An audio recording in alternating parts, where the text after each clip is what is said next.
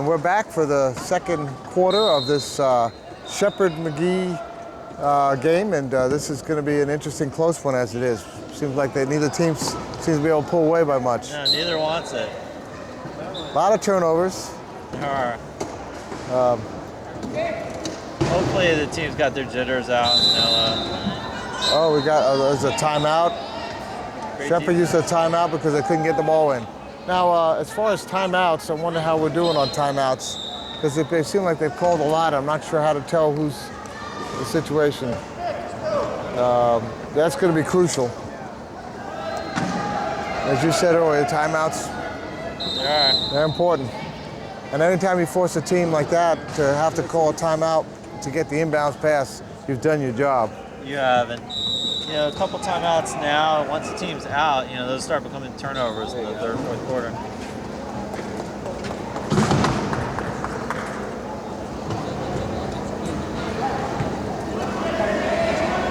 Your next game, you guys play the Texas team, and we were talking about that earlier about playing Mark Zupan and Shimakawa and all that sort of stuff. Do you have any strategy in mind for how to handle them? It should be fun. Look at that. We're just going to try to stay even and Okay. see what happens. We just played Portland, and there was a lot of speed on that team. So,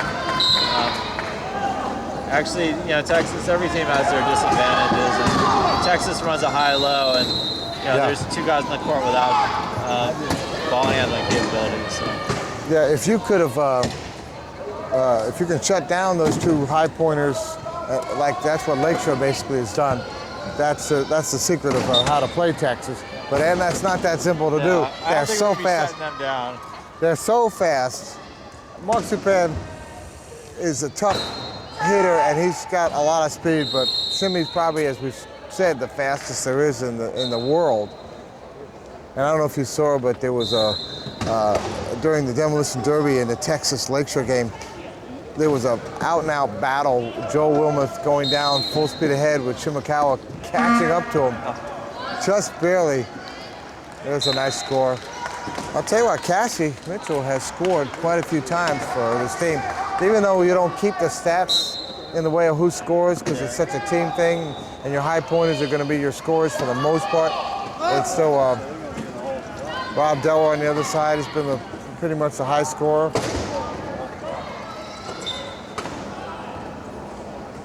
But I think Rob is out right now, isn't he? Yeah, looks like he gave him a breather. Yeah. We have,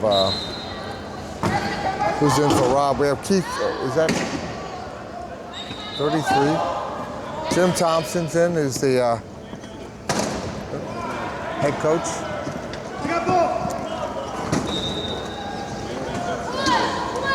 And we have a little help here, but logistical crew. And Cassie for a score. Nice block in there. That was sweet. Bill Furbish using some good skills there to just open that lane up for him.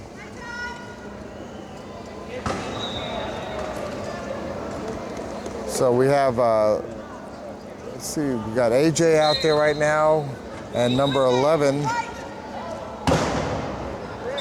I'm not sure who that is for Magee. Who's number 11 for Magee? Do you have any idea? Keith, I think. Oh, I got a wrong number for him? Okay. Yeah.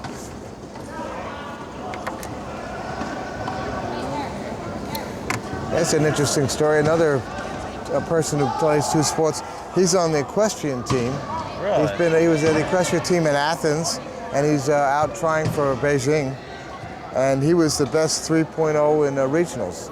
So he's a really tough competitor, and out there on horses, huh? I wonder if that's any tougher than these type of chairs. I don't know. And if you're watching this and you are involved in any sort of manufacturing or any sort of part of the thing, and you think, well, you know what? We should be advertising in this, be a media sponsor. You can help out the USQRA and the sport and be a media sponsor on xable.com, and we'll be talking about you. So just think about that for the future. We'll be at the Nationals next year, and we'll be at quite a few of the other tournaments as the year goes on. All right. We have a little bit of a... Scott Stokes there is getting himself strapped back in. He's on the US QRA development team, and he was the best 1.0 in sectionals. Tough player. And a couple interesting stories. Eric Anderson, I thought this was good. He ended up marrying one of the staff members of the Magee Eagles, Caroline, and so play this sport and you might meet the love of your life, right? Yeah. It's definitely a way to keep your staff members on the team as well. There we go.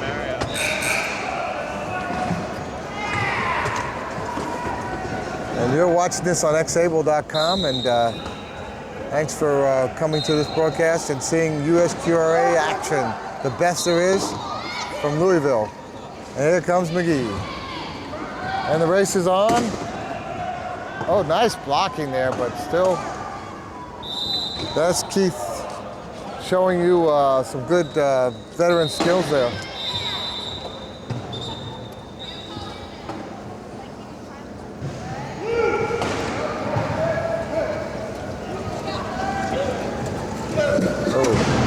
It seemed like that's been a very strong play for Shepherd. They get Cassie over as like a down, somewhat a fast break opportunity there. Find her open. Yeah, she's playing what's been coined in the sport as the seagull position on offense. You kind of put somebody at half court and it gives you that breakaway outlet. Well, it's a nice way to score if you got someone who can catch the ball on the other end. You see Bob Lujano doing that a lot of times. Interesting. Yeah. Well, and with Lakeshore, with Brian Kirkland and Joel Wilmoth, you pretty much just want to get out of those guys' ways. Now, do you guys get to play them in one of your games for this? No, I don't think. Well, it depends on how we finish and they finish in our pools, but Lakeshore is not a team we've got to play this year. So you play the University of Arizona. So you play that, and you play Tampa, and then you play the team you played earlier. University of Arizona, last time we played them was at our sectional last year, and we're up by 2 in the fourth quarter. And oh, turnover. Shepherd. Cassie could not get a hold of that.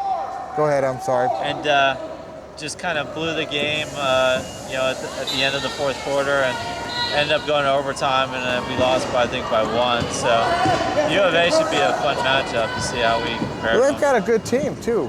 They've got no slow players in their lineup. Yeah. Well, that seems the common theme in Division I, anyway. All right. Philadelphia now has a 2-point lead here, 18-16, with about 5 minutes left in this first half. And so we're seeing a little bit of a move here. Let's see if the Shepherd can answer that. That turnover killed them right there. That was one of them that Cassie bringing the ball up this time. Nice speed there from number 4, Dwayne Morrow. There she is, open again. Move without the ball, right? Good things happen when you spread the court. Especially if you've got people who can handle the ball and a good balanced team like that. That's what sometimes is good about having a mid group of players. A lot of 2-pointers. Low pointers are always the unsung heroes.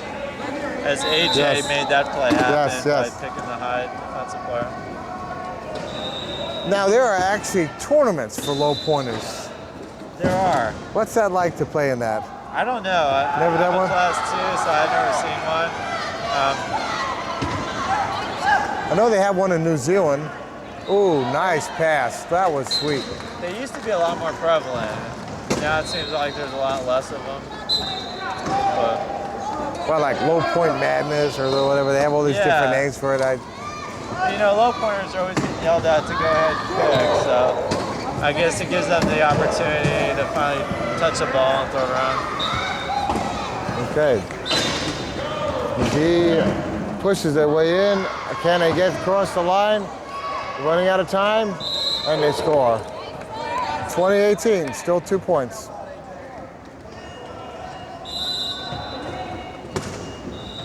This is some little arena here that we're at. By the way, we're in Louisville, Kentucky, in case you hadn't picked up on that. And this is the Broadband Arena. Ooh, look at this. Can he pick it up?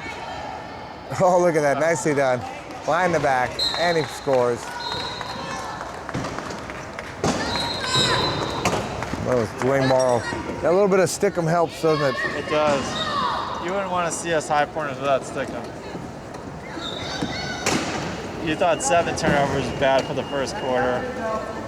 Probably double it. There we go.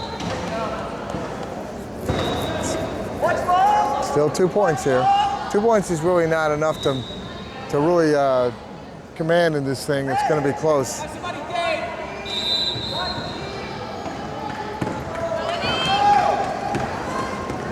See, Shepard likes that long pass. Oh. And here's a nice score. Eric Anderson. Not Eric, sorry, Dwayne Morrow. Looks like there's going to be a couple of substitutions.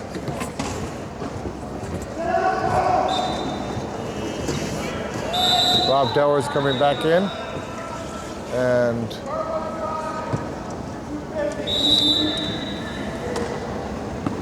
that looks like Brian DeRusso coming in. I don't know. You just said name. Who for? Oh, nicely done.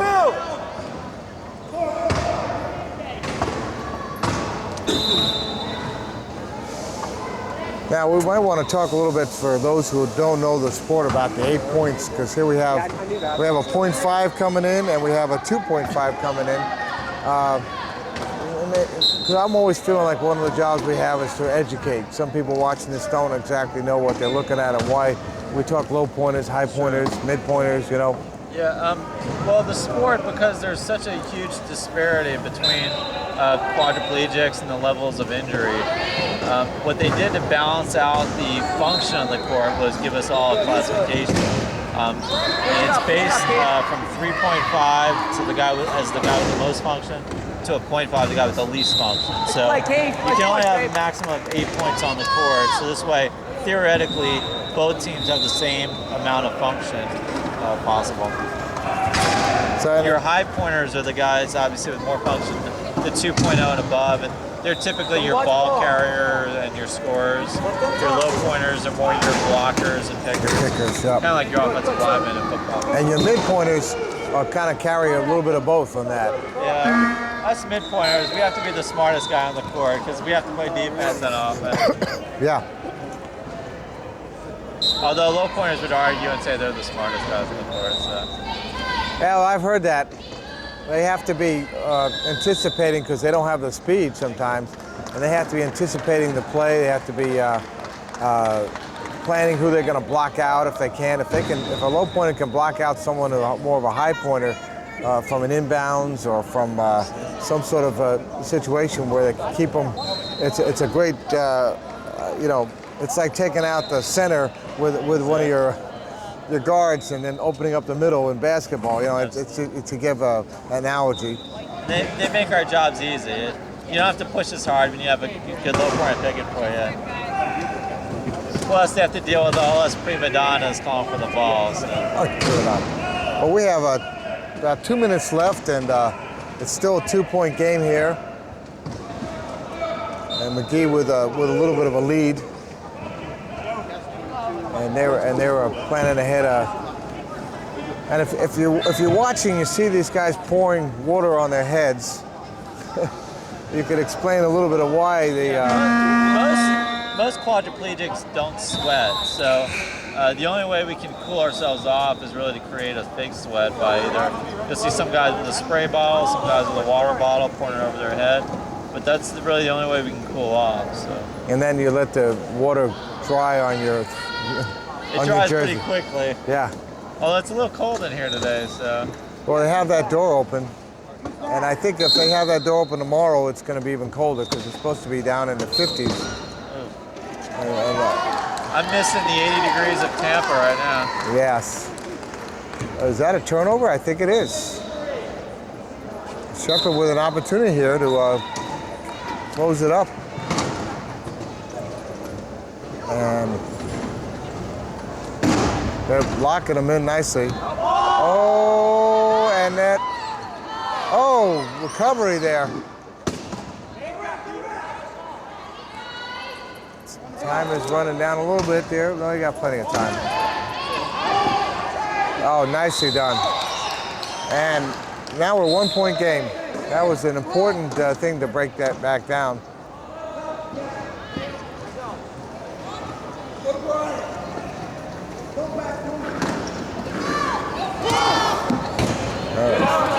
We gotta get over. They only have 15 seconds, and look, another turnover. Come on, shut it out. Shut it out. And they call the timeout. Timeout white, 15. There's none left. Okay, we just found out Atlanta used up all their timeouts, and how many timeouts does Philadelphia has? 2 left, and let's see how key that is in this game. It is. But It's going to force Atlanta to start having to rush things as they start to look at the clock, getting close to 15-second violations, and it's going to make it close. But you're talking about 80-degree weather in Tampa. I think there's people coming from all over the country for this tournament. We have teams from California, from Portland, Denver, Arizona, Minnesota, right? Minnesota. 2 teams from Arizona, Texas. It's really an interesting mix of people. Philadelphia, Michigan. So some people coming here and thinking this is nice and warm. Yeah, that's true. Oh, Atlanta's looking strong for an easy ball. Oh, nice knock there. And oh, they're calling that a spin? No, I think he turned away from the goal, so they're gonna have to inbound and score again. Aha, okay. Once you turn away from the goal, the play stops because of the player being down on safety issues. So. Okay. Well, let's see if that makes any difference for the Shepherd, because that was an easy score for them. And that could have been a factor in terms of,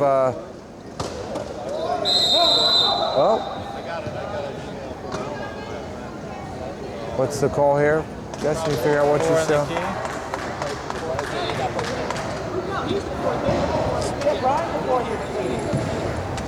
I think they're 4 in the key. They're just trying to determine which player was the last one to come in.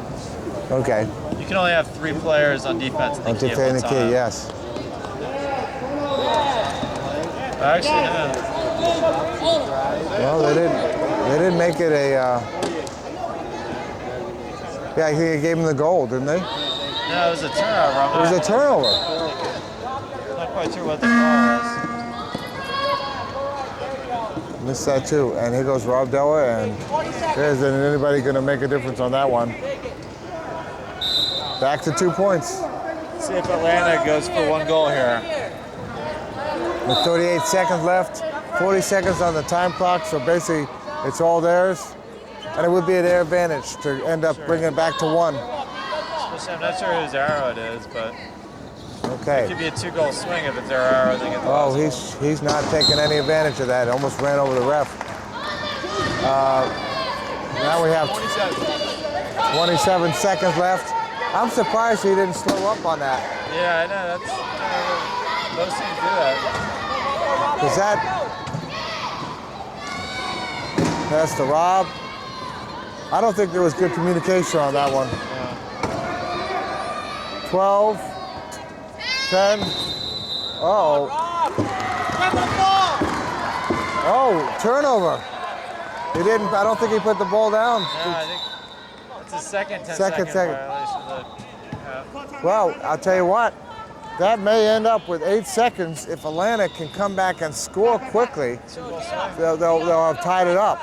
As long as they don't make a mistake like in the first half where it ended up opening the door. Sometimes you're better just getting it in and killing the quarter. Long pass. I think they're going to do it, and they did. It's a tie game with 1 second left. I'll tell you what, Atlanta really played that well, which I was surprised that I thought they had made a mistake. And that is it. We're at the end of the first half. Justin Stark from the Tampa Generals, thank you for coming and doing this first half with me. We have a tie game. Anything can happen.